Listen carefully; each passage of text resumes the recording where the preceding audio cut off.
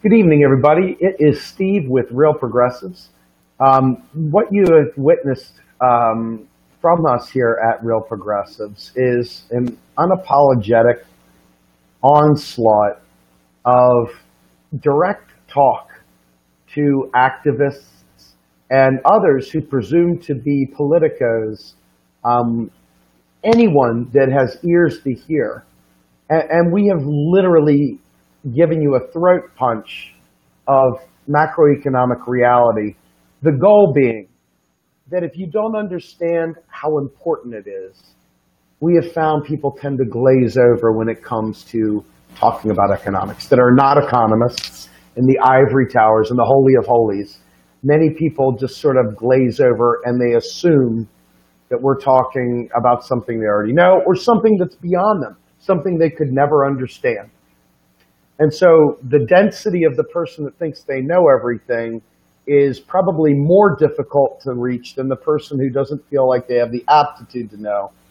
So what we've done is on the back end, we've talked about some of this stuff. We're like, how do we get this message into the hands of the activists that can actually make the change? Because our government isn't going to change until they know it's safe. And that comes directly from you all putting pressure on them by demonstrating that you understand the subject matter. So while I have been acerbic and strident and in your face with it, there are other ways of doing this, obviously. And so what we're going to do is we're going to talk to Mr. Stephen Hale, Professor Stephen Hale from Adelaide University down under in Australia, to kind of go through the process of how to reframe the discussion about modern monetary theory so that people can access this information more easily and then hopefully activate on it equally as well. So without further ado, let me bring on my friend and guest, Stephen Hale. Welcome to the show, sir. How are you tonight? Very well. How are you, Steve? I'm doing good. So I'm going to pay you a compliment publicly here. You know, the last time I had a Jamu Baraka on, I don't know, God, it was a little over a month or so ago. You know, he came in at the end of the broadcast and made mention that, you know, he really, really wanted to learn about modern monetary theory and was very, very open to that experience. And he's proven true on his words. He's been reading, he's been watching stuff. And he said, quite frankly, afterwards, that the person who gave him the most clear picture in the readings and the videos and stuff was you. And, you know, at the top of my list of links is now the very first one is your MMT explainer. I feel it's just incredibly easy to understand for me. Now, mind you, I've been doing this for a long time, even though I'm, you know, your armchair economist, so to speak. I've been doing this for a long enough time that it's very hard to like throw me completely off. There are some who do. You're not one of them. You speak very clearly, very plainly, and it's very simple to understand. But what are the challenges to taking this knowledge and getting it to the masses and saying it in a way that people truly can grasp and bring inside their heart and their mind at the same time and then activate on? Well, that's a very complicated question, actually. There are two things that I wanted to say, first of all, just after your introduction. First of all, to give some kind of context to that brief article that you just referred to. I wrote that when I was very angry. And sometimes being angry can, I guess, add clarity to what you've got to say and make you get right to the point.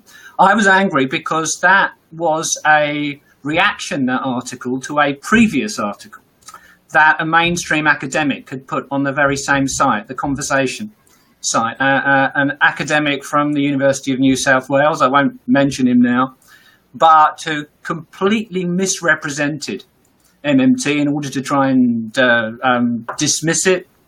And in particular, what he wrote about the work of one of the great modern monetary theorists, Bill Mitchell, was dishonest, insulting. He was writing along the lines of modern money theory claims that the government can call into being an infinite amount of real resources, and if you can't prove that, then you should all shut up. And of course, that's not what modern money theory says at all, as we know. Instead, it's about replacing the financial constraint, which orthodox economists often wrongly argue applies to a monetary sovereign government in the same way as it does to a household, with a real constraint. So we're not saying that a country cannot run out of real resources. We're not saying that the total level of spending in a country cannot get to a stage where it causes inflation. We're not saying there are no constraints on government spending and on economic policy. All we're saying is that monetary sovereign governments cannot run out of their own currency. If there's unemployment and underemployment, if there are unused resources, and there are nice things that could be provided with those unused resources, then the idea that the government's run out of money is nonsensical and not an excuse for doing nothing. Now, that was what I was reacting to with that article. More generally, as far as framing MMT is concerned, I've been thinking about this since I listened to Paul McCulley, who was the chief executive of the PIMCO bond fund in New York in 2012, basically saying to a group of students and academics that as far as the macroeconomic debate was concerned, MMT had won and orthodox economics had lost. The orthodox approach to macroeconomics and the government budget had been refuted, and all we had to do was be patient and wait for people like Paul Krugman to catch on, and before very long we'd take over macroeconomics and governments would start to employ genuinely Keynesian policies to maintain full employment and alleviate poverty and do the kind of things we want them to do. And of course, we're 5 years further down the track, and that hasn't happened. We've made a great deal of progress in terms of spreading the word about MMT and an understanding of the financial system to the general public. We've made some progress with some politicians, but as far as the great mass of academic economists are concerned, and as far as the politicians who actually have power are concerned, we really haven't got very far at all as yet. And that's where we have to think about how we're framing our message and how to communicate, yes, with the general public, but also with politicians, both progressives and others. As far as orthodox economists are concerned, that's a more difficult one. Well, let me ask you this question, because this to me is what, in my worldview, what I see. Politicians are not here to change your mind. They're here to get your vote. Mm-hmm. Politicians are here to retain power. They're not here to say something explosive that could be perceived incorrectly by some, poll or some sort of a taste test survey or something like that. So they kind of stay within these guardrails of what will keep them elected and what will keep them looking good for their constituents, no matter whether they're lying or not, quite frankly. Yeah. And so the prevailing wind, if you will, is this whole concept of horrible lies. I mean, it really is. It really, really is a murderous concept. So I have been stating all along that in order for them to change, we've got to get them to change and put upward pressure to force their hand. That's been my belief. What are your thoughts on that? I agree with you entirely, but I don't think it's either or. Okay. And I think we have different audiences. I have, frankly, given up on academic economists, most orthodox academic economists. I haven't yet given up on politicians. And you've just given me a good example of the reason why we shouldn't give up on politicians. There are politicians out there who are prepared to listen to the message, not just to get themselves elected, but also because it's right and because it's supportive as far as the sort of progressive policies which we'd like to see introduced are concerned. I have been very influenced by two papers that were written 4 or 5 years ago. One was by Randall Wray, called Modern Money Memes, and another one was by Louisa Connors and Bill Mitchell, called Framing Modern Monetary Theory. And the message of both of those, I think, is essentially right. It's that the language we use is really important.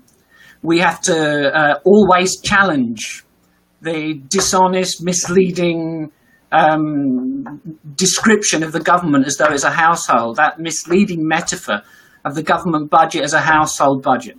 Whenever we see people using language like there's a black hole in the government budget, or government spending like a drunken sailor, we're maxing out on our credit card, we're passing on a burden to future generations of debt and it's a moral issue, those kind of things have to be vigorously challenged every time you see somebody making those statements, whether it's somebody on the right who's making those statements or somebody who describes themselves as being a progressive. But, I think there's a but, we can take being prescriptive in terms of the language we use when it comes to getting our message across. Sometimes I think a little bit, well, not too far, and I'm nervous even addressing this point really, because I did a blog post the other day and it upset somebody who I think is doing a great job spreading the word about MMT online, and I wasn't meaning to upset anyone. What I wanted to do was to avoid us being overly critical of other people who have the same views as us, but are using a slightly different language sometimes to convey those views. Firstly, because different language suits different authors and different communicators. And secondly, because sometimes they've got different audiences. And sometimes it's great to go ahead and say, like you and I both say, and this is absolutely right, taxes don't fund government spending. That's something which I've said many, many, many times. But I can understand sometimes, for some audiences, people not just wanting to make that statement, at least not without expanding on it and explaining in detail, as again we do, that doesn't mean we don't need taxes. We need taxes to create space within the productive capacity of the economy to allow the government to spend without the consequences of that spending being inflationary. But sometimes with some audiences, particularly if you're talking to risk-averse politicians and you're trying to get them to listen to you, you don't necessarily want to start with that sentence.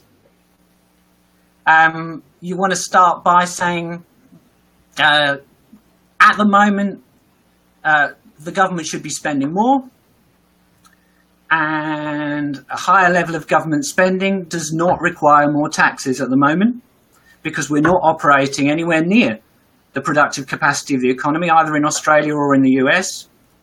And moreover, if we organised our financial system slightly differently, it wouldn't be necessary to issue what people regard as government debt. It wouldn't be necessary to issue treasury bonds either. The government should and could just be net spending into the economy, spending through keystrokes. Now, that we all agree on that kind of message, but with some audiences, the best way of conveying that message is just to come right out and say, taxes don't fund government spending.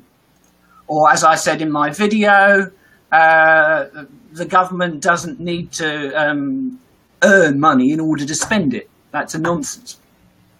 But with other audiences, you just need to be a little bit more nuanced, because you don't want to put off, as I think I might have been guilty of doing, the leader of the Greens or some other progressive party in a particular country with the first sentence. So sometimes if that first sentence is too confronting, they don't listen to the second sentence. And you've lost them. It's interesting that you say that, because here's my take on it, right? You and I obviously run in different circles. I mean, we run in the same circle, but we run in different circles in terms of our sphere of influence. And what I've noticed is that there are ears that are ready to hear, and then there are ears that are not ready to hear, and then there are ears that just need to be smacked. What do they do to kids when they were moms that Absolutely. they just pop them on the ears to wake them up. And in my opinion, and this is fine, I would rather, I can't believe I'm saying this, I would rather people despise me, hate me, make a poster out of me and throw darts at it. I don't care. Put a nasty, dastardly mustache on me, whatever. As long as they challenge me and say you're wrong and then go out there and do the research, I believe MMT is unassailable, that once they've done the research, they'll be like, oh shit, he's right. Well, I don't like him anyway. That's okay. I'm not here for you to like. I'm here to wake you up. And I love that approach, Steve, and I share that approach largely. I'm not sure whether I want Stephanie Kelton and Warren Mosler and people like that to have exactly the same approach as us. Bingo. Because they're, yeah. Well, that's the thing. Just like there's different tiers of money, there's different tiers of communication. And like, I don't presume to sit there amongst the Krugmans of the world and the Ren Lewises of the world and so forth and go, yeah, so I see now. Say all that. Oh boy, yeah. And I don't presume to be that guy. I'm sitting here just to keep it so that the people that I talk to understand. I'm like, I don't care about MMT. MMT, we shouldn't even have to talk about MMT. MMT is a precursor to what we should be talking about. And what we should be talking about is the fact that I got 9 kids, and I want them to inherit a better world than what we have. And I have found this absolutely allows me to fulfill that. If I die and my kids live and they're able to inherit this earth, I feel like I've done my job by getting this knowledge out there to people so that they can change the world for them. I mean, I wanted to change in my lifetime. God knows we could do it if people took it seriously. Heck, even my own team, call out to my own team. I'm talking to you. Even my own team doesn't read enough about MMT, doesn't care enough about MMT, gets distracted by Syria, gets distracted by this and that. And I'm not saying there's not other things in the world to get distracted by, but there's some things that have quick hits. You can get them done in 2 weeks, a month, a year. This is a long game. This is a bigger game, and it's going to take a lot of time. I figure we got the 2018 elections here in the States, and then we've got the 2020 election coming up for president, and we've got to, we cannot allow this message to sit dormant.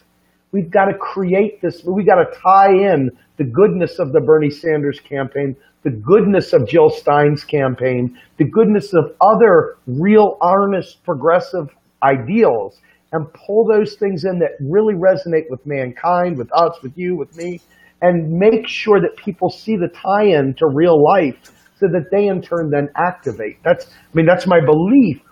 But I completely agree with every word you say. I just couldn't put it quite as well as you. But no, absolutely. I'm 100%. I'm 100% with that. And actually, we need to make this happen, assuming that we have a reasonable lifespan, you and I. We need to make it happen within our lifetimes. And if we can't make it happen within our lifetimes, if we can't make it happen at some stage, then I'm not interested. I am not interested, and I've never been interested, sitting in academic conferences or reading papers about functional finance and MMT and nothing ever happening as a result. We need to guarantee people reasonably paid with good working conditions, full employment. We need to reverse the trend, and especially you need to do this in the US. It's scandalous what's happened to your distribution of income and wealth over the last 40 years. Almost unbelievable when you look at the statistics that it could have been allowed to happen. That all has to be reversed and more. I agree with you 100% on that. As far as what's the most effective way of doing it, with some audiences, well, I tell you what I've just remembered. I've just remembered something that John Harvey's wife said, or John Harvey reported her as saying, which is when you talk to some of these audiences, you can't always stand in front of them and say, you're wrong about absolutely everything. You have to say, you're right about this, but actually, have you thought about that? So I think he was talking about discussing state and federal government budgets. and saying, if you think what governments can spend is limited by their tax receipts and what they can borrow, as far as state governments are concerned, you're absolutely right. But as far as the federal government is concerned, and of course the federal government does and could to a greater extent fund state governments, you're completely wrong. And go from there. As far as I've noticed online, some people are very, very prescriptive about language, and to the extent they don't like you using the word budget in the context of the government budget because of the association with a household budget. And even Bill Mitchell has said that in the past. I kind of agree with that, but I don't think it's the word budget that's the problem. I think it's fine to use that word as long as you explain the context. And in fact, what are we trying to get over? We're trying to get over that monetary sovereign governments, most of the time in the future, as in the past, will run budget deficits. That's fine. That the government running a budget deficit today does not mean it's accumulating some debt that has to be repaid at some point in the future. And even the word deficit, people don't like, and I mentioned this in my video because of its associations. Deficit means you're short of something. It just sounds bad. Surplus sounds better than deficit. But again, it's about explaining it, really. And our point is that most of the time, the private sector, the non-government part of the economy, will want to run a surplus and needs to run a surplus in order to add to its savings over time, in order to have more economic security, healthier balance sheets.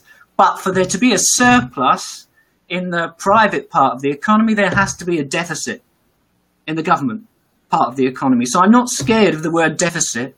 And I'm uncomfortable when people say online that they prefer to stop using that word because they think it's misleading. That's fine. If some people want to avoid the use of the word deficit, that's okay. But in other contexts, and when you're talking to economists about sectoral balances and deficits and surpluses having to come to zero, then it's fine to use the word in that context too, I think. Let me ask you a question, because this brings up a great segue, in my opinion, to yet again another subject matter that's tied directly to that. Okay, so if you look, we have the environment that is just, obviously we can't live in a planet that doesn't have clean water, clean air. We shouldn't be decimating our planet in such a way that the real debt we're passing to our kids is 20% of our barrier reef is dead now. Exactly. So I want to take us through Real Progressive's 7 knowledge areas, because folks don't talk about this enough, even in our own midst, largely because we're building our knowledge areas. Right now, the only one that we've got airtight, locked down, solid is economics. But let's talk about this. Environmental and ecological justice. How does modern monetary theory and a knowledge of what is available to us, how does that impact our ability to change the fortunes of our environment and our ecological dependence, if you will? Can you talk about that? It certainly tells us that any argument that we can't afford to invest in the measures that we need to take in order to reduce carbon dioxide emissions and mitigate the consequences of climate change and other threats to our ecosystem is nonsense. Of course we can afford it. In Australia, we have something which people talk about as an electricity market. Our electricity generation supply system has been largely privatized over the last generation in Australia, and it's been terribly botched. And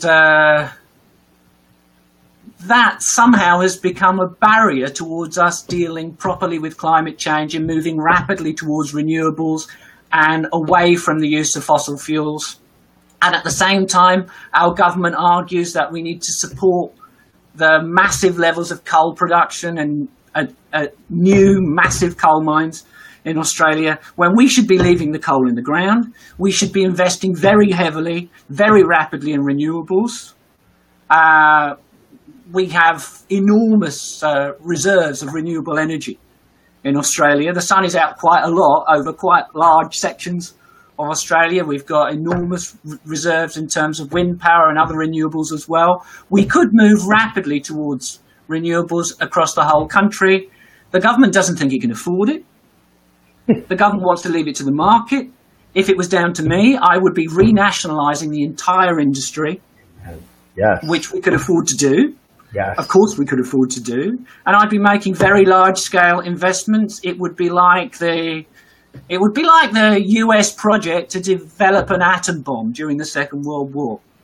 It would be a major government priority to move our economy towards a zero net emissions economy as quickly as possible. Hold on yes. real quick. I want to just state this for the record. When I tell people that you'll see this, and I'm going to repeat this line because if anybody jumps in late, I want them to hear it over and over again. People come to me and tell me, why are you talking about economics? We're on the brink of World War III. Well, and then they'll come back 5 minutes later and say, it's a war for oil. And then they'll come back and say something else. And it's always about these other things. They are, squirrel, quick, shiny object. And I'm like, guys, stay focused, stay the course. Remember, everything devolves to money. Everything devolves to economics. Oh, why are you talking economics? And I'm telling you right now, I will flat out drop the elbow from the top rope to wake these people up, because this is the thing that they're trying to distract us from over and over and over again. So our environment, we're gonna die. I mean, that's what I'm hearing. All these mass extinctions coming, real hardcore changes that we won't be able to survive. And yet when I try and say, and now you're saying quite eloquently, by the way, that we can afford to go to green energy very, very aggressively now. Okay. Well, we've got to. We can't afford not to. I live in one of the most vulnerable places in the world. I live in the Adelaide Hills. We've got gum trees all around us. I live in the capital city of the driest state on the driest continent on the planet. We have bushfires. This part of the world in 50 years' time, if we don't get our act together very quickly, is going to become very difficult to live in at all. Absolutely. So yeah, this is a big priority, and I have been one of those people saying, Bill Mitchell has said this numerous times, Phil Law, my colleague here, said the same thing to the Australian Greens. If you don't get MMT, the other things which you're talking about quite rightly that you want to make happen won't happen. You won't get elected in the first place because you won't be able to answer the question, how are you going to pay for all this? That's right. So it's a very easy answer to that question that makes 100% sense and is technically correct and is not going to lead to hyperinflation and will allow you to fund the programs that you want to implement, that ought to be implemented. And as far as the Australian Greens are concerned, in my view, they've got everything right except money. Yeah, that's right. And you know what? Let me just state this for the record. In talking with someone earlier today, they were telling me all this great stuff about the new progressives running for office, okay? We even do a show here at Real Progressives called Our Election. And a lot of these people, guess what they all have in common? They all have the same sensibilities, right? They all have the same, higher level values. But what do they not have? They don't know how to pay for it. They still don't know how to pay for it. So they're going to be marching in place, saying all the right things, and not being able to get jack diddly done, okay? Real Progressives is about getting things done. We're not here just to say, yeah, let's get a claptrap. We're all on the same team. Good job, guys. We all believe the same stuff. Yeah, well, let's get down to basics. The one thing we don't have right is how to pay for it. So this is policy area number one, environmental ecological justice, satisfied by MMT. Now I'm going to take you to the next subject matter, okay? And this right here, in my opinion, is every bit as important. And I'm just going to put it up here on the board. And this is peace with justice. And folks, let's talk about that for a minute. When we talk about crime in the inner city, and we talk about people who are desperate, doing desperate things, and we talk about, guys breaking into people's houses to survive, doing unscrupulous things, killing people for $1. I'm not making an excuse for it. Killing is bad, awful. But what I'm saying is that there's an awful lot of injustice in the world. Almost all of it is economically driven. Literally, almost all of it is about a lack of opportunity, a lack of reasonable living conditions, life without dignity, hopelessness, etc. How does MMT address that, Mr. Hale? I think you can go back way before MMT. You can go back to what Hyman Minsky was writing in the 1960s, which is that if you could provide people with equitable full employment, good working conditions, a guaranteed income based on their contribution towards social provisioning, then many other social problems would become much easier to manage. I think it's unemployment, underemployment, insecure employment, inequality. I think that many of the international problems of recent years have been driven by, well, some of them undoubtedly have been driven by climate change, as Fadel has been talking about recently in the context of North Africa.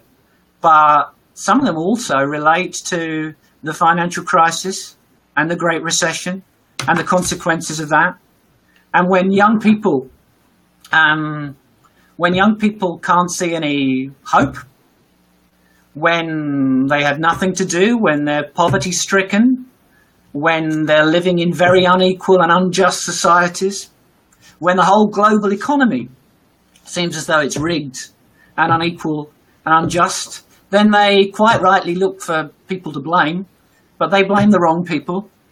And they look for answers, but they very often look again to the wrong places to get what are not the right answers. So whether you are talking about what is apparently religious-inspired extremism in some countries, or whether you're talking about racism in Australia, the UK, across Europe, in North America, they all have the same root causes, in my view, which is that we've got our economics wrong.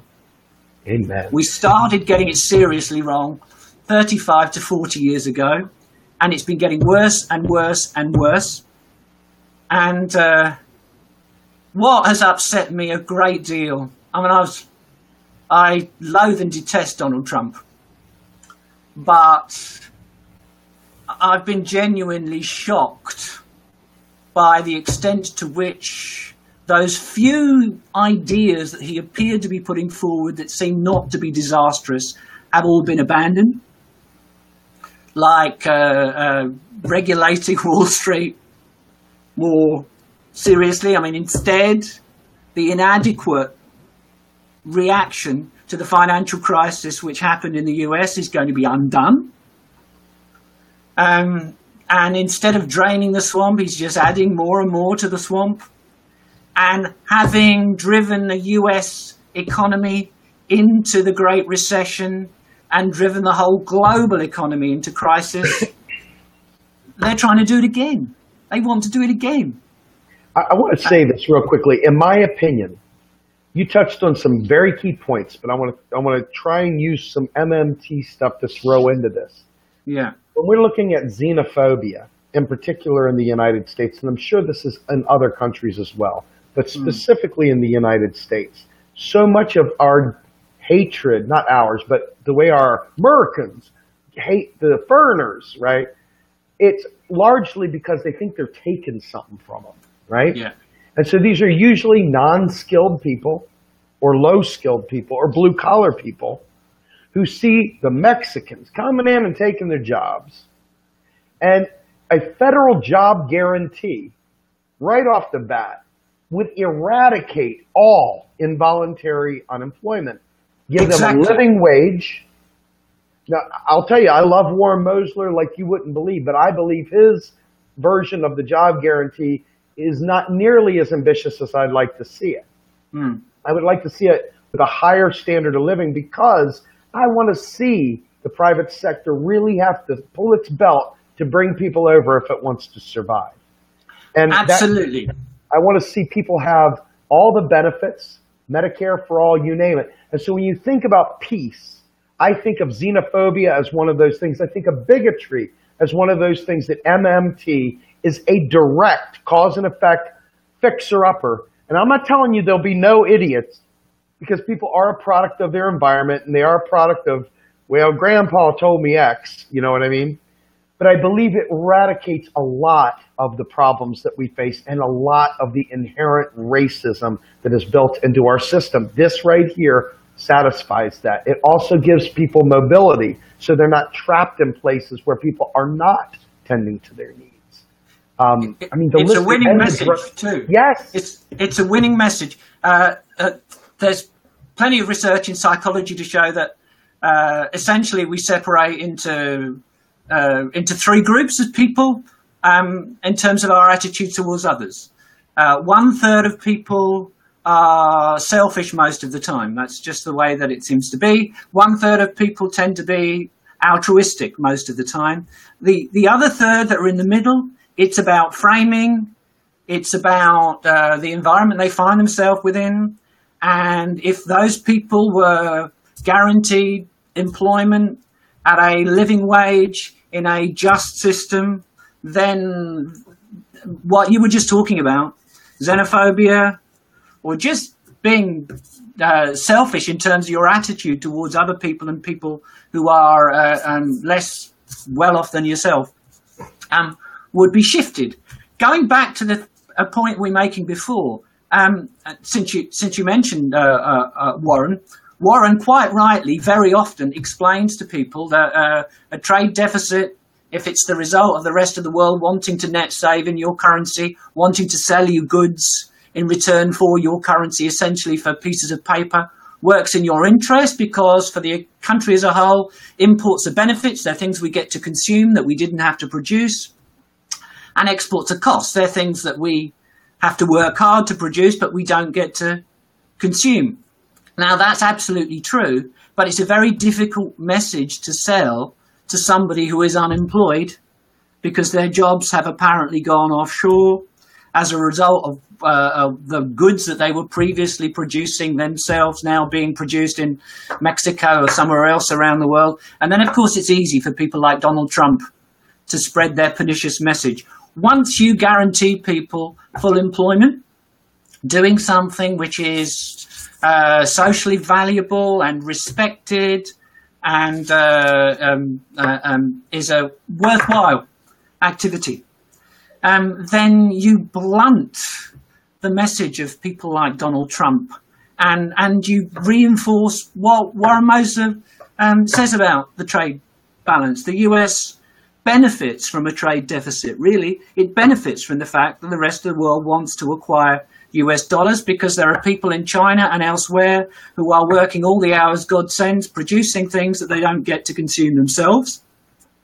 And you Americans get to consume them without producing them. I'm not advocating an export-led approach to developing your economy, such as China has used. I'd like the Chinese people to get to consume what they're producing. But given that you don't, in the US, control China's economic policy, Warren Mosler is exactly right. If the rest of the world is happy to produce things that Americans want to consume and supply them to you in return for a few pieces of paper or electronic versions of what are essentially pieces of paper, then you benefit from that. You benefit from that, though, as long as the most vulnerable people whose jobs might be threatened as a result of competition from those imports coming into the US economy are protected from the consequences. And that's where a federal job guarantee, that's another way in which a federal job guarantee is really important. Get this in place, get a job guarantee in place, show that it works, show that you can maintain full employment in the sense that you've eliminated involuntary unemployment permanently, and you reverse the trend for growing income inequality, and you can do it without inflation taking off. And whichever political party has the presidency and controls Congress at that stage, they'll be in charge for 10, 15, 20 years. All right, so I'm going to take you to the next one. This is going to play right into this, okay? Our next knowledge area is equality with justice. And we talk about equality, gender equality, racial equality, sexual orientation, you name it. We're talking about every single aspect of equality, income inequality. We're talking about living conditions. We're talking about environmental racism. We're talking about all these aspects, unequal justice before the law, scapegoating people of color, you name it, right? And so the way I see this, and I want to get your take on this obviously as well, the way I see that, number one, income inequality is a direct result of neoliberalism. It's a direct result of greed, but it's structural now. It's gone beyond just somebody's greedy. This is built into the system to be this way. They've cut away the fiscal policy. They've pushed it to monetary policy, and they've put the onus of survival on you and I to be ruggedly individualistic, which means private debt. Who benefits from private debt? The people giving the money, the wealthy Wall Streeters, the banksters, etc. They benefit because they're making money hand over fist on the interest that you're paying. And so while you're just getting out of debt, they're making money on their yacht while they're sipping their Grand Marnier and smoking their Cuban cigars. So with that in mind, I mean, it seems to me MMT, knowledge of this, enables policies and prescriptions that eliminate inequality, that promote equality, that take away the measures that people would normally look, out of jealousy or fear. It allows people to not be fearful because those needs are met, and it allows them to focus on the character of the individuals they're interacting with. What say you, sir? Well, once again, I agree with you entirely. We know how to go about reversing what's happened over the last 35 years. A large part of that has been explained by the leading modern monetary theorists. We know how to go about not only providing people with greater equality of opportunity, which is good, but it's not enough, but also much greater equality of outcome. We know how to pay for free at the point of consumption healthcare. In the US, we know how to make healthcare available to everyone. In the US, we know how to make higher education available to everybody who wants to take advantage of it, who has the potential to take advantage of it. In the US, we know how to do all these things, but around the world, and this is true in Australia too, but in the US as well, your political system has been taken hostage by the top few percent of your current income and wealth distribution. And not only have they managed to do that, but they've managed to con everybody too with the American dream, the idea that anybody can rise to the top of the tree. The truth is there is less social mobility in the US than almost any other high-income country. That's the truth. The truth is if you start at the bottom in the US, you have virtually no chance of getting to the top. And yet they've sold that message to people. There isn't equality of opportunity, and even if there was, I would want a much higher degree of equality of outcome too. Partly just because that's right and proper, but also because even with equality of opportunity, what actually happens to you in life is in many cases down to luck as much as anything else and uncertainty, and it's not the case that the people who work the hardest and contribute the most to society always get to the top or invariably get to the top and are the ones that are making the money in the first place. That whole story is nonsense. I couldn't agree with you more, sir. I just want to get to the next one real quick because I think this next one is powerful. It's going to be one of those ones that won't seem as direct, but I believe that as we explore this, that this is the ultimate facilitator of it. And this subject area is democracy. So I believe that MMT facilitates democracy on so many levels because, first of all, people that vote, okay, now obviously there's election fraud out there and there's some things out there that go beyond this, but I really believe so much of those things stems from the abuses that are built into the system today. The MMT in and of itself is a large contributor in eliminating if leveraged properly. But democracy in and of itself is kind of almost a farce because people are operating under faulty logic. They're operating under a lie, a myth. Now, if they understood, number one, that when they offer public services as citizen benefits or whatever, it's not that they're stealing somebody's hard-earned tax dollars or this, that, and the other. What they're doing is they're talking about our national treasures. And they're saying, hey, this is how I want our country to facilitate our society. So this, to me, is the ultimate democracy enhancer by allowing us to really, truly, as a society, decide what our values are. Right now, people are not thinking about it like that. They're thinking about it like, my hard-earned tax dollars shouldn't pay for her this or that, or his this or that, or, oh my God, did you see the abuses? That person's getting over. Instead of that, wipe it out, make it citizen benefits, and then we as a society can decide what we as citizens want. I mean, to me, it's the ultimate enabler of democracy. Exactly, and on a variety of levels too. One of the exciting things at the time about the Bernie Sanders campaign was, I thought and I'd hoped more so than actually turned out to happen, that that campaign was led to more interest in politics amongst young people. And I was hoping that it would lead to an increase in political participation, and it might even sweep into power. And I think perhaps, who knows, it might have done if he'd adopted clearly a modern money frame. Instead of talking about this tax is going to pay for this program that we're going to introduce, and we're going to tax Wall Street to raise speculation, to raise money to pay for this other thing.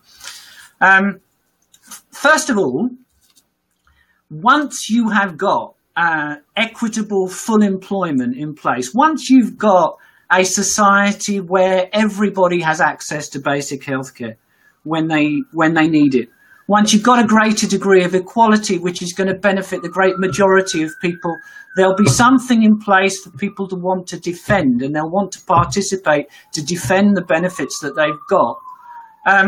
Secondly, as far as the job guarantee is concerned, that is going to be federally funded, but locally administered.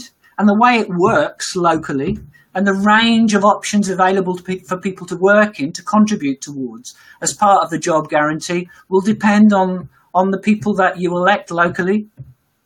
And that will give a tremendous boost, I think, to local democracy as well. At the moment, and what choice do people have? Or what choice do most people have? They think they've got a choice in the US, between the Republicans and the Democrats. In Australia, it's between the coalition and the Labour Party. And they think these two sides, well, they differ to a limited extent on a few areas, but they think there isn't really much of a choice at all. And in fact, people have been sold by the right, the neoliberals, the idea that the government can't do anything anyway. And if they try and do anything, they'll only mess it up and you'll get inflation, or things will be even worse than they were in the first place. All of that is wrong. All of that needs to be challenged. And we need more Steve Grumbeans to do that challenging, to get the message out there. Well, I wanted to say one more thing too, and we kind of touched on it, but I think this is really critical. It goes back to the equality, and it comes back to democracy. I have told people over and over again, what good does it do us, hypothetically, to take over the Democratic Party, or to start a new party, or to have everyone, let's say everybody could vote, and like everybody showed up, and they voted. what happens if they are still ignorant as all get out about economics, ignorant about basic issues of how people get poor and how people survive and what challenges people face and, you know, all kinds of mental problems and this, that, and the other. What happens if those same people have our great sensibilities, but they're still peddling this myth and logic of right-wing monetarist bullshit, the Chicago school thinking? What happens if they're still trapped in that and we get nothing out of it? Then what do we got? What do we have? What we have is now the progressives, because our own community may be worse than the Republicans or the Democrats in terms of don't bash Jill, don't bash Bernie. You can't talk truth because our community is so steeped in hero worship. They have lost sight of knowledge. They would rather defend some celebrity personality politician than treat them as a public servant. So in my mind, democracy is facilitated also by enabling everyone to have education, trade schools, college, whatever, be able to facilitate any of these. Like, I keep referring to the old way it was when I was growing up, where you could go to choir every day and you could go to gym class because they could afford it. And you could get a clarinet and you could do whatever. And you weren't sitting there, you know, kids couldn't play sports because they couldn't afford the equipment, you know, whatever. I mean, we're talking about bringing back public purpose, but it also enhances the mind, facilitates. I mean, when people are fed properly, they make better decisions. I mean, so all these things facilitate a better public discourse, facilitate better democracy. I mean, to me, this is a no-brainer. MMT all the way. Oh, absolutely, yeah. I mean, there's a balance to be drawn, isn't there?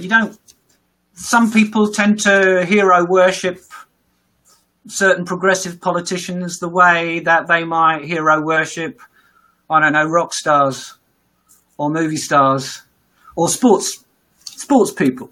They get on the team and then they don't want any criticism at all of that person. I think that a respectful dialogue and criticism where it's warranted is important. So I think that when, not if, but when you get a government in the US, you get a president and a Congress in the US that is informed by modern money theory and starts to do the kind of things we'd like to see happen in the US, I think that we'd be able to look back and say that people like Bernie Sanders and Jill Stein have played an honourable role in pushing forward the kind of issues where really all they needed to add was a modern money theory perspective to complete and make coherent their arguments and turn them into winning arguments. But that doesn't mean either of them have got it 100% right at the moment.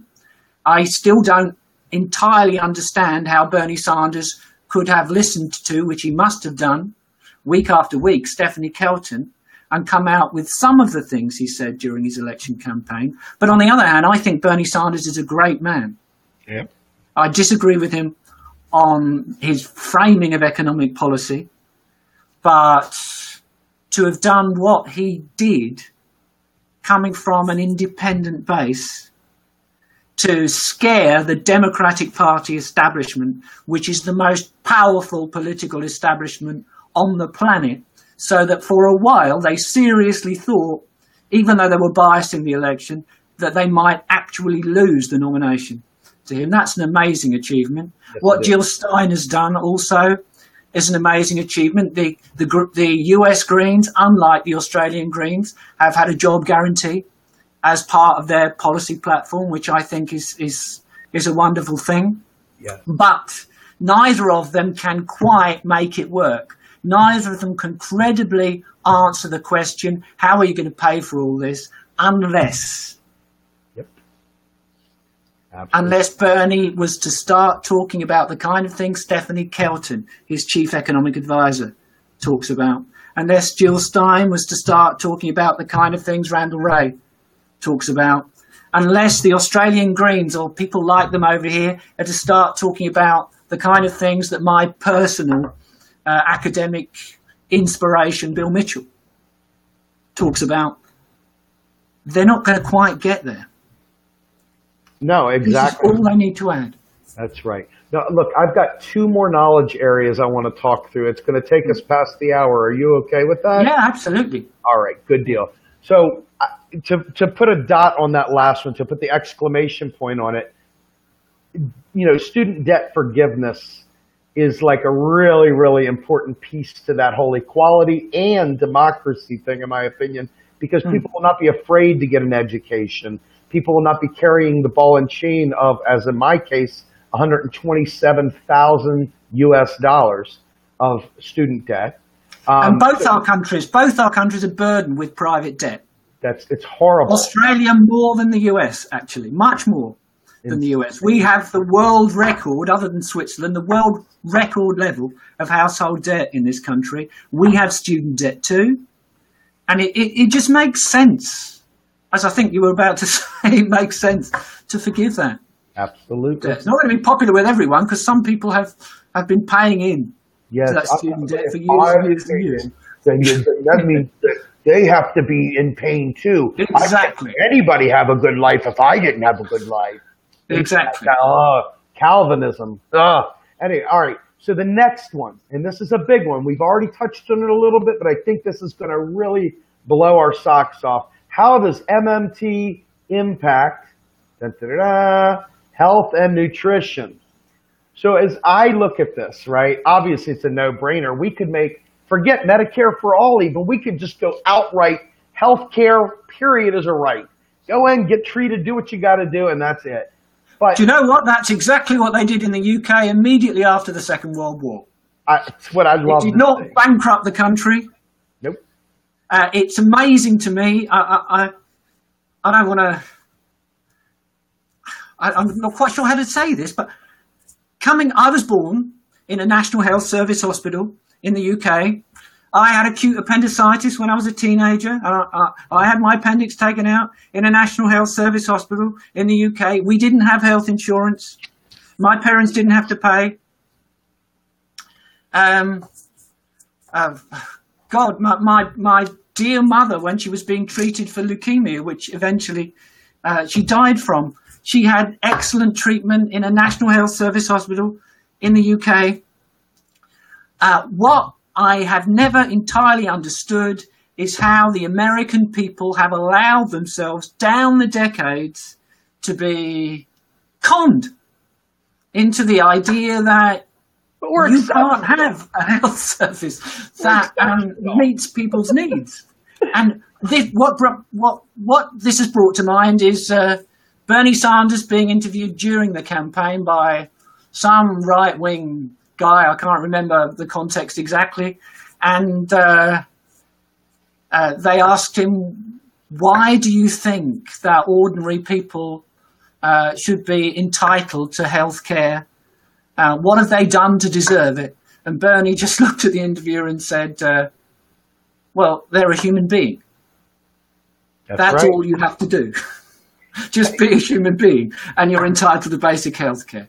I want to say this. So one of the other things, and this goes back, you'll see all these things can overlap and tie together. There's no clear-cut delineation between these 7 knowledge areas as they pertain to MMT. Because you look at equality and you look at peace with justice, etc. Now, I'm a former Republican in the United States. That means I'm ultimately an asshole. But what we have here is a situation where people who look down their nose, look over in people's shopping carts to see if they're using SNAP, see what whether we approve of their decisions, things like that. GOP, right? So as I was walking that walk back in the day, I remember in circles I ran in as a right-winger, people were always scowling at the kids in school who didn't behave properly, who were not very, very good students, who were disruptive, and they were bouncing all over, and they were jittery and whatnot. And then you start looking at their nutrition, and you realize they're drinking sugar water. You realize they're eating chocolate candy bars and stuff for lunch because they don't have whatever. Or maybe they just get some crap. You know, they get the free student lunch meal, and you look at it, and it's garbage. It's not like healthy at all. And then they go home at night, and they don't have a caregiver because their parent maybe is either in jail or they're working third shift or or they're having to work 4 jobs, menial jobs because they're unskilled, whatever.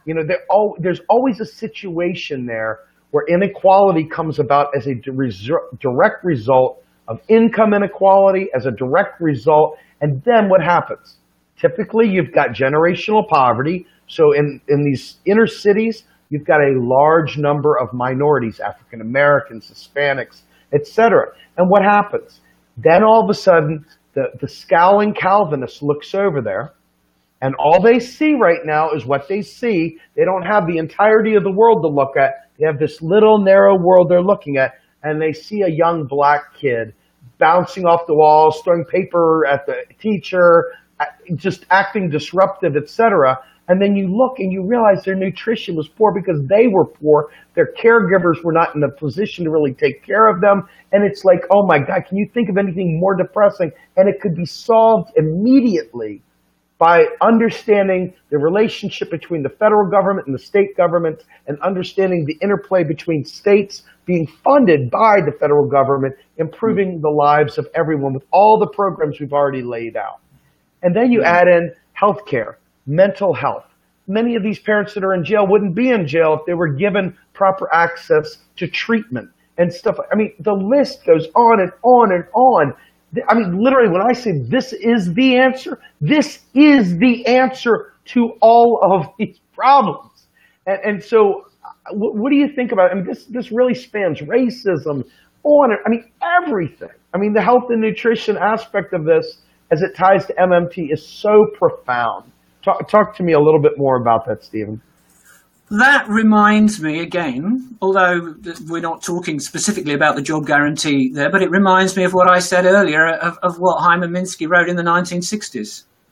That if you get these things right, then many of our most serious social problems at the moment will be reduced over time to manageable levels. And that's what I believe. There are 2 big problems that we have. First of all, we have to get political power. And that's where framing MMT is important. And we have to make it not only respectable, but more or less compulsory. If you want to be the Greens presidential candidate, and even if you want to be the Democrat presidential candidate, if you're not using an MMT frame, you should have no chance. It's got to more or less be compulsory for them to talk along those lines. The big problem then, once you get power, is that in many countries, and I don't know whether this is the case in the US, but it's certainly the case in Australia, a lot of the administrators who would have had the skills to implement the kind of things we want to see happening and the experience 30 or 40 years ago were not replaced. And the problem with MMT, the job guarantee, and many other things that we'd like to do is not the technical economic side once you've got power.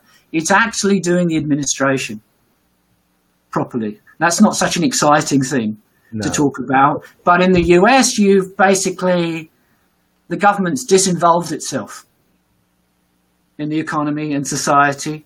And many of the people that you would need to implement these programs, maybe you can't do them all overnight, because maybe you don't have the administrators there anymore. I don't know enough about it. But that is an area where I'm sure a lot more research needs to be done. Let's assume. Go on.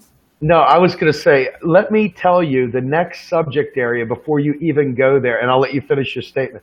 The next subject area is technology and innovation. So keep going, because I have a feeling we'll be able to tie this together for that as well. Well, I've pretty much finished. Okay, well, then let's jump straight to technology and innovation. Yeah. So one of the things that you hear from our friends of the Green Party, and you hear, people that are wrapped up in the Venus Project and the resource-based economy and things like that. God love them, good hearts, and so forth. But we're dying today, not in 50 years, 100 years, when you get the Republicans decide, yeah, let's go to a resource-based economy. Okay, so right now, we don't have to implement anything. MMT is what it is. It's a description of what is. And as we watch automation automate jobs away, jobs that we didn't really want that much to begin with, many of these jobs are the jobs that whatever, right? we have a potential through the federal job guarantee and through a basic income combination for that, JJ. I'm not a proponent, and I don't think you are either, of just a straight basic income guarantee, whatever. I think of it more as a basic needs guarantee. But if you think about that combination here, technology and innovation should facilitate full employment. It should be able to provide us with finding work, so to speak, creating work, redefining work that allows us to self-actualize, allows us to be serving the public purpose, not just pushing paper from one side of the desk to the other. I mean, there are so many ways that technology and innovation becomes our servant versus the thing to be fearful of. And I think that it's important to have an ethical use of technology and innovation. And I believe that MMT provides I don't know what the right word for this is, but let's just say a safe environment to allow technology to come to be. It allows us to have protections from fear of losing our livelihood from being replaced by technology and innovation. It allows us to be creative and see the sky as the limit. And, you know, NASA didn't happen by being scared. I mean, maybe it did. Maybe there was scary things happening that forced us to NASA. But the point is that we had big ideas. We had big dreams, and we made them happen. What happened? This, in my opinion, is an area that allows MMT to look to the future and how to perpetuate itself as we go forward. What are your thoughts on technology and innovation, Stephen? I don't think you've had people like Pavlina Tcherneva talk to you about these kind of issues in the past, and they talk to you about them much more effectively than me. But I don't think we're going to run out of useful and valuable things we can do for each other. Robots are not going to take away all the jobs. They'll take away a lot of the jobs which are being done at the moment, and that's a good thing because many of those jobs, there are other things which are more rewarding things to do. In any case, we don't want to be working on a production line doing a repetitive task again and again and again when a piece of capital equipment can do that for us. I think that the job guarantee quite rapidly needs to be expanded to change the very notion of what is work that is worthy of remuneration, including people that are caring for members of their family, including if you're a parent that stays at home and looks after two small children. I think that should be seen as part of a job guarantee program. That is a valuable service as far as society is concerned, which ought to be at some level rewarded as part of a job guarantee. We want to encourage parenting, and we want to respect the fact that present parenting makes a positive contribution towards our society. It helps to develop a better world in the future. What else was I going to say? I've forgotten my line of thought now. But you're on point. But there's nothing to be scared of as far as technological change is concerned. I don't think that the appropriate response, as you were saying, is to imagine an unconditional, universal, basic income, because I think that basically just turns into a welfare payment, and you'll get neoliberal framing over time, and it will be eroded away to nothing, or it won't be revised upwards. I do think that over time we may move towards a society where people work fewer and fewer hours for pay. But I think that we need everybody to have access to paid employment. We need to ensure that we don't further separate society into the haves, who have still got jobs in this new brave world, and the have-nots, the growing set of have-nots, for whom there is no paid employment and no prospect of paid employment anymore, with the idea that you try and keep the have-nots peaceful by doling out some cash, which you call a universal basic income. No, that's not for me. On the other hand, when there is a comprehensive, extensive job guarantee in place, I don't want it to be compulsory. So if somebody actually chooses not to participate, I don't want to see them reduced to begging on the street either. But as far as they're concerned, I'm afraid that I would be providing them with what would be a welfare payment if they're not prepared to participate in the job guarantee, and it would be at a less generous level. Well, in my mind, let me just be frank. As far as the job guarantee goes, right, the job guarantee, in my opinion, my humble opinion, all right, focuses not on Eugene V. Debs. We're not getting to the future by looking to the past. And Absolutely. Unfortunately, there's an awful lot in our midst who have zero imagination, who are literally like a wet blanket on progress, but they call themselves progressives. I don't know. I don't get it. But whatever, that's who they are, and that's what they are. And they bring that flavor of the day to the movement. As progress is happening, instead of preaching how we can make it work for everyone, they instead preach the word of fear. And they in turn everything. I mean, like, there's some people I've never seen smile a day in my life because they are just so steeped in this. There is no future. We got to end capitalism. We got to do this. Oh, it's horrible. Oh my God. And everything is this way. And my God, I could not imagine living that life. That must be I mean, their arms are long because they've been carrying a load. I mean, we are talking about folks that are literally just sad sacks, And for me, I want to produce a future worth living in. I want to have a future my children want to live in, not the sad sack, oh, woe is me shit. Then there's got to be a way that we as progressives can create a better version of tomorrow that is attractive to those who are not in our camp today. And I think that leveraging technology and not being a party pooper and not sitting there constantly negative, oh, well, you shouldn't like hockey. It's for the opiate of the masses. How frivolous of you. Instead of just doing that kind of stuff, and I'm sure that makes some of them feel very, very progressive. Instead of doing that, they could simply sit there and look towards educating others so that we can produce a more just and fair society, leveraging all 6 and now the 7th technology and innovation to facilitate that equal life, that just life, that life with dignity. And voila, you've got your new future that, you know what, Marx may have had some right, so-and-so may have had some right, Billy over here had some right, Joey over here had some right, and all of a sudden we got a world that we really leveraged democracy in, and we created this world that is good for all. And instead, people are like, well, it's got to be socialism exactly as Marx wrote it and whatever, and it's got to be this way, or it's not good enough. And if we aren't pushing for Marx, then it's not good enough. And Eugene V. Debs is my god brother, and I love him. And if it's not Eugene V. Debs' way, then it ain't for me. And that's what we're dealing with. These Absolutely. Absolutely. Unemployment, underemployment, insecure employment, poverty, and related social problems are not caused by technological change. They're not even, I dare say, caused by the system.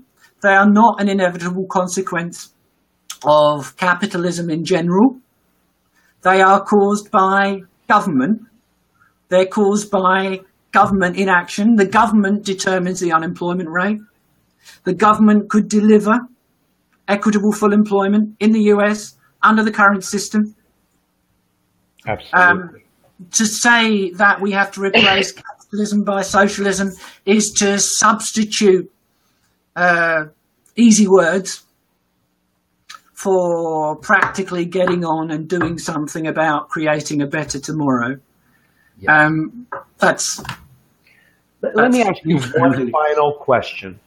And this is the question, this is like the bonus baby, right? As an economist, and I can come up with a creative way of saying this myself, but as an economist, as someone who I believe is my spirit brother from across the pond down under, tell me this, how in the world is it possible to make folks understand that a standalone UBI is literally just a wage subsidy for the capitalists?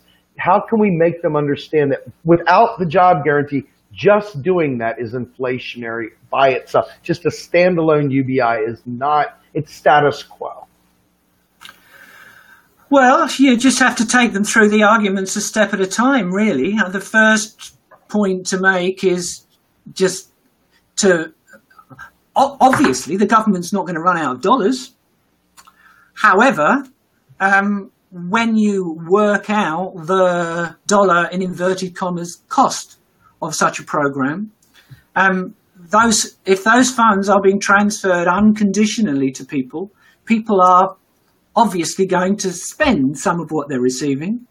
If there is not additional production to meet that expenditure, then the obvious consequence is inflation. So as a result of that, although additional taxes would not in any sense be paying for a UBI, it would be inevitable that some taxes would have to be increased significantly in order to allow you to go along with a UBI. There will, as a result of this, be quite a large number of people within the country who will end up with less net income after the introduction of a UBI than before. Those people are going to see themselves, as they do now where welfare payments are concerned, being the heavy lifters, paying in, and they're going to, it's going to be described to them, and they're going to see it this way, that other people are taking out and not doing the work. The next step, of course, is that UBI gradually gets reduced, or at least not increased over time, in line with the price level or in line with rising productivity, so that it ends up basically being the same, to my view, poverty welfare payments that are in place in many countries at the moment. With a job guarantee, you are guaranteeing people a decent basic income and living conditions, and you're going to give them a wide variety of ways in which they can contribute towards the community. It's going to it's going to be less financially expensive. It's not going to have the same inflationary consequences. You were talking about the Calvinists earlier. Even the Calvinists will see it more favourably. Yes. Because these people are working. Whatever it is they're doing something which we can justify as being of social value to the community. And if you, in your local community, don't like the range of activities which are currently available to people working within your job guarantee program, then that gives you an incentive to get involved in local democracy and change things, because it should be federally funded but locally administered. Those are not the only reasons why I favour a job guarantee over a standalone universal basic income, but they're the main reasons. I want to guarantee a non-poverty standard of living to everybody. Yes. If you're prepared to participate in social provisioning, to contribute towards the public good, when we have defined what those contributions are sympathetically and broadly, then you should be able to receive a little bit more as a result of that. And that little bit more should mean that you're getting a decent, what everybody ought to see as a decent income. Yeah, I think I am in favour of more progressive taxes at the top end, I have to say, but not because they're in any sense paying for this programme, just because more progressive taxes at the top end will be part of a mechanism for radically reversing the trend towards inequality, which has been allowed to take place in the US over the last 30 or 40 years. That's my vision. Now, I would say this is the only, and I don't think we differ on this, quite frankly, but I would say the caveat for people who oftentimes mischaracterize what Ellis is saying and what I'm saying, and now probably will take what you just said and try and leverage that against us. What we have said is exactly what you've said, but what we have said, period and full stop, is that each of these programs that we need are solving the problem of the misery of the moment right now. We can tax, we can get the rich, we can solve income inequality, we can knock their legs out, whatever. later. Don't hold me up from living and getting life-saving medical treatment because you've got some fetish to soak the rich. Let's focus on solving the pain first. And I think that it's like, this is where you get into taxes don't fund spending. So if you come at me and say, we're going to pay for health care with taxes, then that by definition means, okay, well, how are you going to pay for it? Now, all of a sudden, we're back to fighting multi-front wars to get leukemia taken care of or mental health taken care of. And so that's my only concern, is not whether we should have a dramatically progressive tax way, way up and focused, in my opinion, largely on non-earned income. But in my opinion, the thing is that I wouldn't make them conditional on one another. I wouldn't either. They're separate issues. Exactly. I knew you meant that. I just want to make sure that they are separate issues. I do. I believe this is entirely separate to paying for things like healthcare. I believe that the distribution of income and wealth in the US is unjust. And I believe that there are many people in the US whose income and wealth is far more than is justified for anybody to have under any circumstances. But that is an entirely separate issue, and other people who are modern monetary theorists might disagree with me. That's just part of my personal view. That's an entirely separate issue to paying for the programs that you were talking about before. You're quite right. Let's end where we started. Taxes do not pay for government spending. Mr. Hale, I want you to come back with me again soon. I enjoy this. And let me tell you something. For you all that don't get to talk to Stephen every day, he does post in the Real Modern Monetary Theory for Real Progressives. He posts for MMT Australia. Is it Australia MMT or MMT Australia? You're in the, Green MMT, I believe it is. I have a Facebook page, which is called Green Modern Monetary Theory and Practice. That's right. Yes, which I post on regularly. Yeah. And so the point is that for them, I want them to know this. I have never in my entire life met a more humble man than you. You're one of the most genius guys that I've ever had the luxury of talking to. You're also one of the kindest people I've ever talked to. And you're also very, very, very focused on making the lives of human beings better. And yet, here you are. I swear, people have no idea, but I'm just laughing. You are literally the most humble gentleman that I have ever met in my life, virtually. Well, that's very kind of, very, very kind of indeed of you to say that, Steve. I greatly appreciate the opportunity of talking to you. I'll tell my wife what you said about me, and she'll get a good laugh out of that. All right. Well, look, with that, folks, thank you very much for joining us here at Real Progressives. Mr. Hale, thank you once again for joining us.